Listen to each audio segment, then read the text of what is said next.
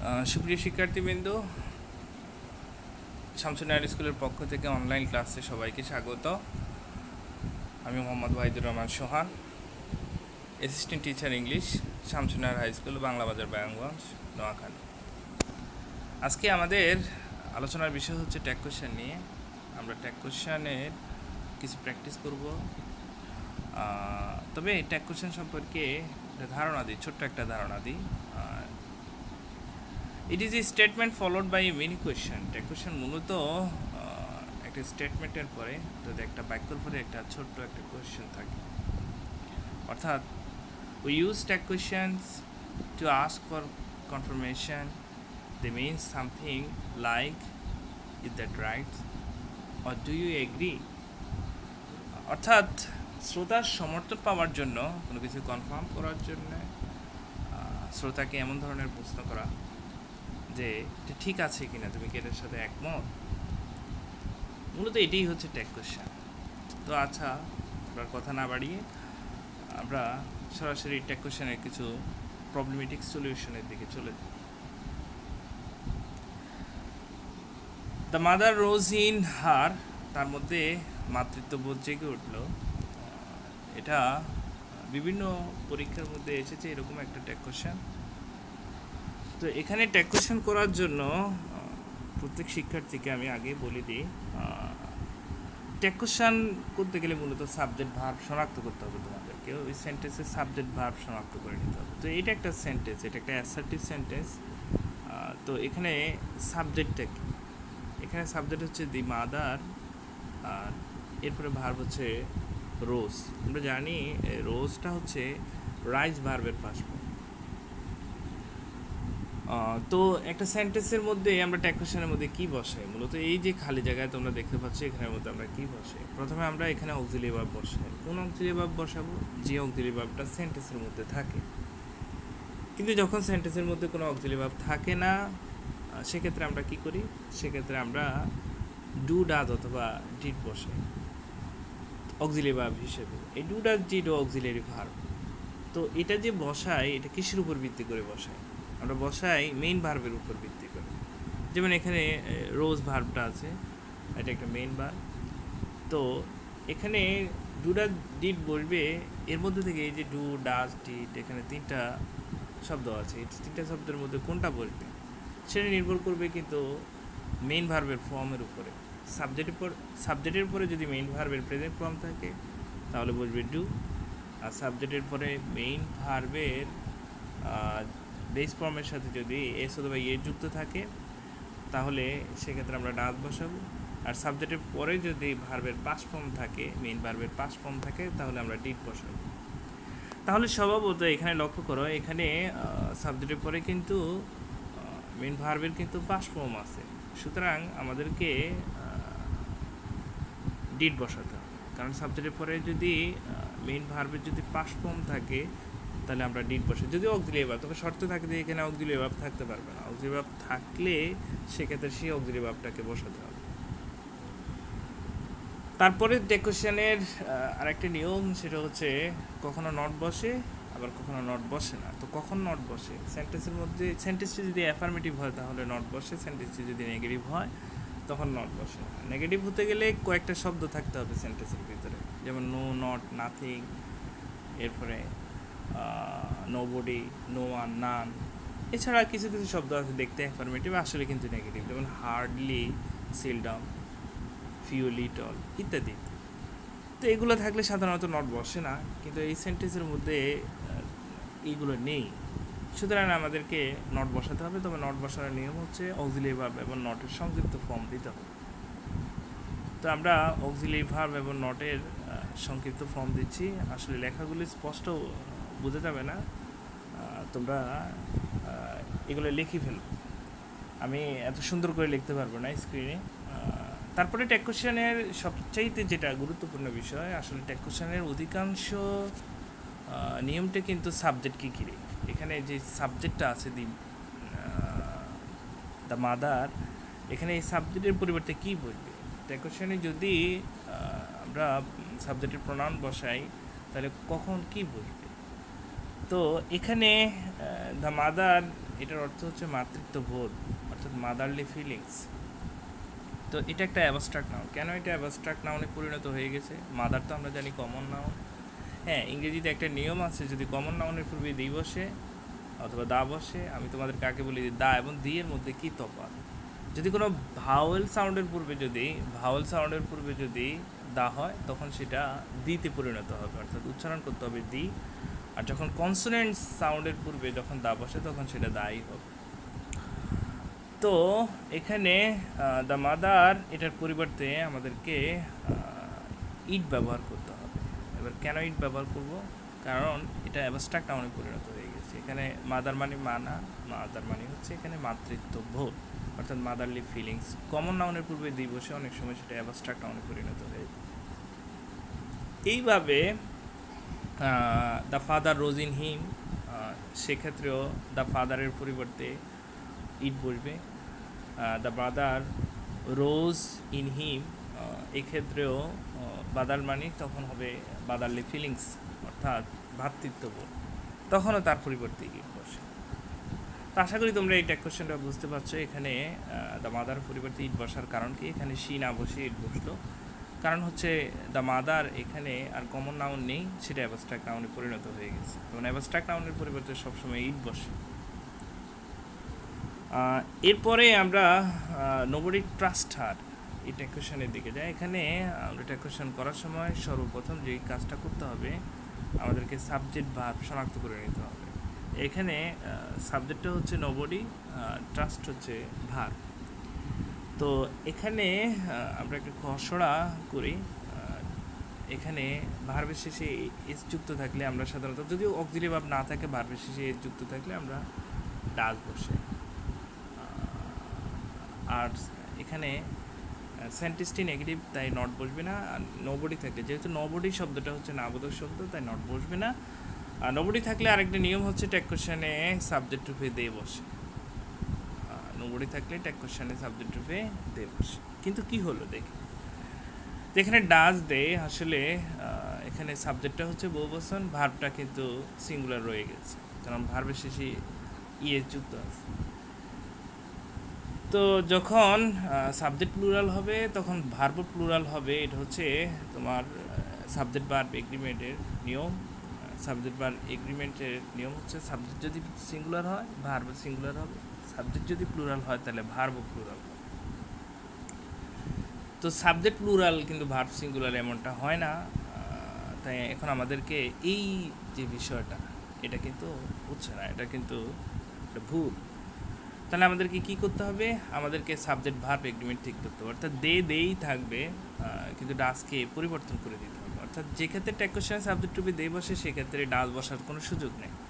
তো সেক্ষেত্রে আমাদেরকে ডু বসাতে হবে। এখানে আমরা ডু বসাবো। এই যে ট্যাগ কোশ্চেন, এখানে আমরা ডু বসাবো, ডু দে। লেখাটা সুন্দর হয় নাই, সুন্দর হবে না, স্ক্রিনে আসলে সুন্দর করে লেখা সম্ভব না। আচ্ছা, তারপরে এই সেন্টেন্সই তোমরা বুঝতে পারছ আশা করি। তারপরে আমরা পরবর্তী সেন্টেন্সে চলে যাই। এটা একটা গুরুত্বপূর্ণ ট্যাগ কোশ্চেন, তোমরা দেখতে পাচ্ছ, what he has said is not true. তো এখানে সাবজেক্টটা কি? আমাদেরকে সাবজেক্ট শনাক্ত করতে হবে, ভেরি ক্রুশাল। এখানে আমি সাবজেক্ট হিসেবে দেখতে পাচ্ছি হোয়াট হি হ্যাজ সেড, এই পুরো ক্লজটাই হচ্ছে সাবজেক্ট। অর্থাৎ সে যা বলেছে, what he has said is not true, সে যা বলেছে সেটা সঠিক নয়, সত্য নয়। তাহলে এখানে সে যা বলেছে এটা হচ্ছে সাবজেক্ট, তারপরে ইজটা হচ্ছে ভার্ব, তারপরে আমরা সাবজেক্ট ভার্ব শনাক্ত করে ফেললাম। তাহলে ট্যাগ কোশ্চেনে কী বসবে? ট্যাগ কোশ্চেনে ইজ বসবে। আর সেন্টেন্সটি হচ্ছে নেগেটিভ, তাই নট বসবে না। তারপরে হোয়াট হি হ্যাজ সেইড, অর্থাৎ এটা ক্লজ যখন একটা সাবজেক্ট হয় তখন তার নিয়ম কী? ক্লজ যখন একটা সাবজেক্ট হয় তার ভিতরে যদিও পার্সোনাল প্রোনাউন থাকে তাতেও কিছু যায় আসে না, নাউন থাকলেও কিছু যায় আসে না। ক্লজ যখন সাবজেক্ট হবে, পুরো ক্লজটাই যখন সাবজেক্ট, ক্লজ সাবজেক্ট হতে পারে। যেমন আমরা যদি ভয়েস চেঞ্জ করি তখন সাবঅর্ডিনেট ক্লজকে আমরা সাবজেক্ট হিসেবে ব্যবহার করতে হয়। যেমন I know that he is an honest person. তো এটা ট্যাগ কোশ্চেন কী হবে? এটা ট্যাগ কোশ্চেন প্রথমেই কিন্তু that he is an honest person প্রথমে লিখতে হবে, ইজ নোন টু মি। তাহলে এখানে এই সাবঅর্ডিনেট ক্লজটা কিন্তু এটা বাক্যের সাবজেক্ট হয়ে গেল, অর্থাৎ প্যাসিভ সাবজেক্ট হয়ে গেল আর কি। প্যাসিভ সাবজেক্ট হলেও তো সাবজেক্ট তো অ্যাক্টিভও হতে পারে আবার প্যাসিভও হতে পারে। তাহলে এই জন্য এখানে হোয়াট হি হ্যাজ সেড এটার পরিবর্তে আমাদেরকে কী বসাতে হবে, আমাদেরকে ইট বসাতে হবে। আর নট বসে নাই এই কারণে যে এই সেন্টেন্সটি হচ্ছে নেগেটিভ, কারণ নট আছে এই সেন্টেন্সের মধ্যে, সুতরাং নট বসবে না। তারপরে আমরা আরেকটা প্রবলেম সলিউশন করি, সেটা হচ্ছে Rahim as well as his friends went to Dhaka. এখানে লক্ষ্য করো, এখানে সাবজেক্টের অবস্থানে আমরা কি দেখতে পাচ্ছি, সাবজেক্টের অবস্থানে দেখতে পাচ্ছি রহিমও দেখতে পাচ্ছি, হিজ ফ্রেন্ডস এটাও সাবজেক্টের অবস্থানে আছে। পয়েন্টটা হচ্ছে ভার্বের আগে সাধারণত সাবজেক্ট থাকে অ্যাসার্টিভ সেন্টেন্স। তো এখানে দুইটি সাবজেক্ট কিন্তু অ্যাজ ওয়েল অ্যাজ দ্বারা যুক্ত আছে। তো গ্রামাটিক্যাল নিয়ম হচ্ছে দুইটি সাবজেক্ট যখন অ্যাজ ওয়েল অ্যাজ দ্বারা যুক্ত থাকে তখন কিন্তু প্রথম সাবজেক্ট অনুযায়ী কিন্তু ভার্ব হবে। তো প্রথম সাবজেক্ট অনুযায়ী যদি ভার্ব হয় তাহলে ট্যাগ কোশ্চেনে প্রথম সাবজেক্টকে প্রাধান্য দিতে হবে, আর প্রথম সাবজেক্ট অনুযায়ী ট্যাগ কোশ্চেন করতে হবে আমাদেরকে।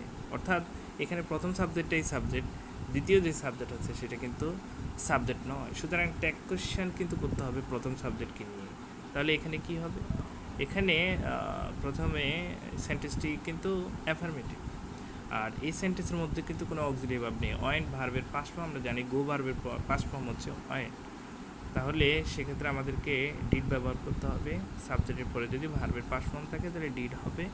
সেন্টেন্সটি হচ্ছে এই সেন্টেন্সটি হচ্ছে অ্যাফার্মেটিভ, এই জন্য অক্সিলিয়ারি ভার্বের সাথে নটের সংক্ষিপ্ত ফর্ম দিতে হবে, আর রহিমের পরিবর্তে হি বলবে, কারণ সাবজেক্টটা হচ্ছে রহিম। তোমরা জানো যদি সাবজেক্ট যদি সিঙ্গুলার হয় এবং সেটা যদি পুরুষ হয় তাহলে তার পরিবর্তে হি, আর যদি স্ত্রীলিঙ্গ হয় তার পরিবর্তে সি বলবে যদি সিঙ্গুলার হয়। আর যদি পুরুষ না মহিলাও না, অর্থাৎ পুল্লিঙ্গ ম্যাসকিউলিন জেন্ডার ফেমিনিন জেন্ডার কোনোটাই না, কিন্তু এক বচন, তাহলে তার পরিবর্তে ইট, আর বহু বচন হলে সর্বক্ষেত্রে এই দিয়ে বলবে। তাহলে আশা করি তোমরা বুঝতে পারছো।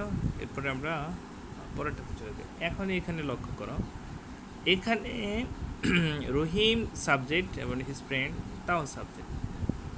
এখানে অ্যান্ড দ্বারা যুক্ত দুটি সাবজেক্ট, যদি নিয়ম হচ্ছে অ্যান্ড দ্বারা যদি দুটি সাবজেক্ট যদি যুক্ত থাকে, দুইটা কিন্তু ভিন্ন ভিন্ন subject, Rahim and his friend দুইটা আলাদা শব্দ।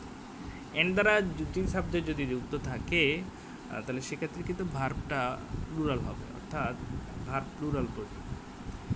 তো এখানে দুইটা সাবজেক্টকে ধরে নিতে হবে, সাবজেক্ট এখানে বহুবচন ধরে নিতে হবে, কারণ সাবজেক্ট বহুবচন হলে রাইট ফর্ম ভার্বের সর্বপ্রথম নিয়ম হচ্ছে সাবজেক্ট যদি সিঙ্গুলার হয় তাহলে ভার্ব সিঙ্গুলার হবে, সাবজেক্ট যদি প্লুরাল হয় তাহলে ভার্ব প্লুরাল হবে। তাহলে ট্যাগ কোশ্চেনে সাবজেক্ট প্লুরাল সাবজেক্টের পরিবর্তে আমরা সবসময় দিয়ে বসাবো। তো এই সেন্টেন্সের মধ্যেও অক্সিলিয়ারি ভার্ব নেই, সুতরাং ডিড বসবে, আর সেন্টেন্সটি অ্যাফার্মেটিভ তাই নট বসবে, আর এখানে দে বসবে, এখানে দে বসবে। তোমরা বাড়িতে সুন্দর করে এগুলো লিখে ফেলবে। তাহলে ডিডেন্ট দে। তো আশা করি তোমরা বুঝতে পারছো এই ট্যাগ কোশ্চেনটি। এরপরে আমরা পরবর্তী ট্যাগ কোশ্চেনের দিকে চলে যাই। এখানে একটা গুরুত্বপূর্ণ একটা ট্যাগ কোশ্চেন যেটা পরীক্ষার মধ্যে অনেকবার এসেছে, তোমাদেরকে কনফিউজ করে এই সকল ট্যাগ কোশ্চেনগুলো। এখানে আছে the headmaster and secretary attended the meeting. এখানে কিন্তু হেডমাস্টার এবং সেক্রেটারি কিন্তু দুটোই কিন্তু পদবি, অর্থাৎ হেডমাস্টার এরপরে সেক্রেটারি এই দুটোই কিন্তু পদবি। আমরা জানি কোনো পদবীর পূর্বে দি বসে, কিন্তু এখানে হেডমাস্টারের পূর্বে দি আছে কিন্তু সেক্রেটারির পূর্বে দি নেই।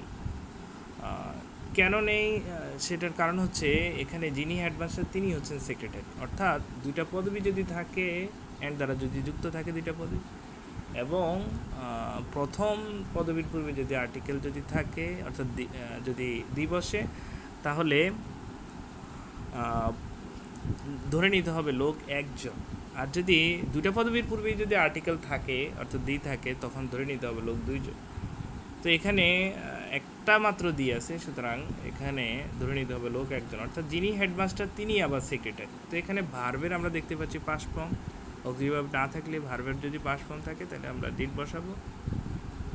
সেন্টেন্সটি অ্যাফার্মেটিভ তাই নট বলবে, are the headmaster and secretary, যিনি হেডমাস্টার আবার তিনি হচ্ছেন আবার সেক্রেটারি, অর্থাৎ লোক একজন, আর হেডমাস্টার পুরুষ, তাই তার পরিবর্তে হি বলব।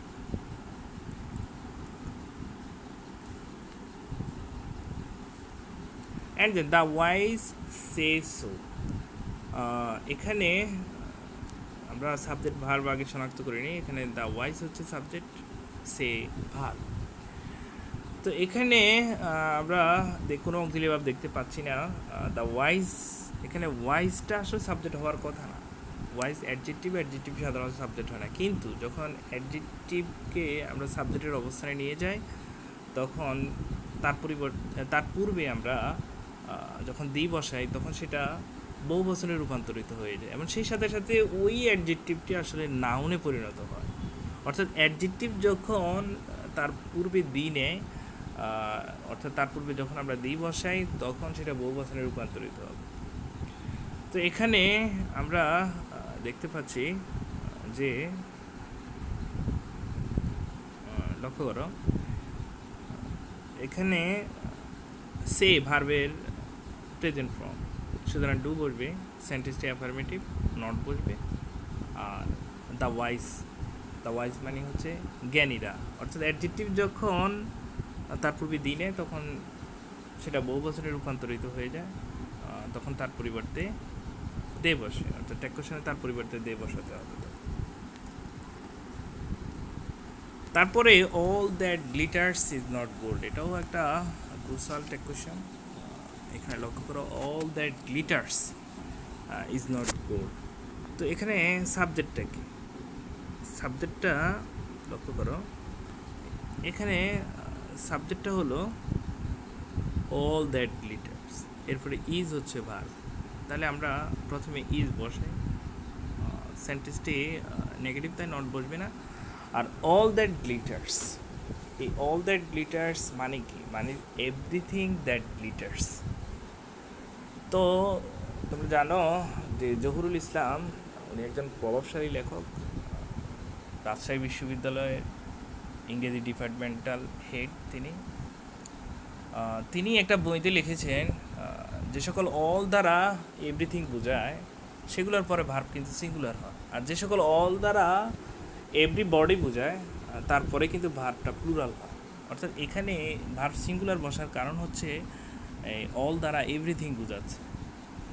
তো অনেকে মনে করে প্রবাদ বাক্যের ক্ষেত্রে অল থাকলে ইজ বসে, আসলে কিন্তু ব্যাপারটা আমার মনে হয় সঠিক না। এক্ষেত্রে জহুরুল ইসলামের যে কথাটি আছে আমার কাছে সেটাই গ্রহণযোগ্য মনে হয়। তিনি বলেছেন অল দ্বারা যদি এভরিথিং বোঝায় তাহলে ভার্ব সিঙ্গুলার হবে। তো এখানে all that glitters means everything that glitters. তো সুতরাং এখানে নট বসবে না, আর all that glitters everything that glitters, everything থাকলে ট্যাকোশনের সাবজেক্ট রূপে ইট বসে। তাহলে বুঝতে পারছো আশা করি। এরপরে আমরা একটা বড় একটা সেন্টেন্স দেখতে পাচ্ছি।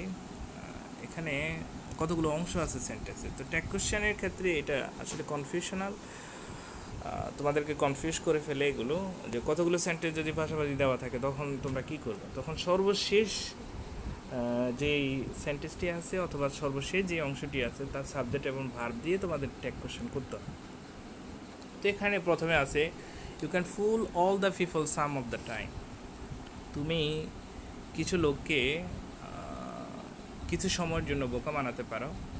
And some of the people all the time, এবং কিছু লোককে তুমি সারা জীবনের জন্য বোকা বানিয়ে রাখতে পারবে। But you can not fool all the people all the time, কিন্তু তুমি পৃথিবীর সমস্ত মানুষকে সারা জীবন বোকা বানিয়ে রাখতে পারবে না। এটা আব্রাহাম লিঙ্কনের একটা উক্তি। তো আচ্ছা, আমরা সময় নষ্ট না করি আমরা চলে যাই, এটা সলভ করি আমরা। তো এখানে লক্ষ্য করো এই সেন্টেন্স একটা বড় সেন্টেন্স, আর সর্বশেষ অংশ দিয়ে আমাদের ট্যাকোশন করতে হবে। এখানে সর্বশেষ অংশের সাবজেক্ট এবং ভার্ব শনাক্ত করতে হবে। সর্বশেষ অংশের সাবজেক্ট এবং ভার্ব হচ্ছে ইউ হচ্ছে সাবজেক্ট, আর ক্যান নট হচ্ছে এটা হচ্ছে ভার্ব। ক্যান নট এখানে ফুলটা মূল ভার্ব হিসেবে ব্যবহৃত হচ্ছে, ফুল মূল ভার্ব হিসেবে ব্যবহার হয়। তো এখানে ক্যান হচ্ছে অক্সিলারি ভার্ব। এখানে লক্ষ্য করো অনেক সময় আমরা ক্যান এবং নট এটাকে আলাদা করে লিখে ফেলি, কিন্তু এটা ভুল। হয় সংক্ষিপ্ত ফর্ম দিতে হবে, না হয় একসাথে দিতে হবে। তাহলে এখানে ক্যানটা হচ্ছে অক্সিলারি ভার্ব, তারপরে ইউটা হচ্ছে সাবজেক্ট। নট বলবে না, কারণ ট্যাগ কোশ্চেনে যদি নেগেটিভ সেন্টেন্স আমরা যে অংশ দিয়ে ট্যাগ কোশ্চেন করছি সেটা নেগেটিভ অংশ, সুতরাং নট বলবে না। আর ইউটা হচ্ছে সাবজেক্ট, এখানে ইউ পার্সোনাল প্রোনাউন, সুতরাং তার পরিবর্তন হবে না। পার্সোনাল প্রোনাউন থাকলে এটা সরাসরি ট্যাগ কোশ্চেনে বসে যাবে। তো তাহলে কতগুলো সেন্টেন্স যদি পাশাপাশি থাকে অথবা বড় সেন্টেন্স যদি হয়, তখন সর্বশেষ অংশ দিয়েই ট্যাগ কোশ্চেন তোমাদেরকে করতে হবে। তো আশা করি তোমরা বুঝতে পেরেছো। সবাই বাড়িতে প্র্যাকটিস করবে। তো ভালো থেকো, সুস্থ থেকো, আল্লাহ হাফেজ।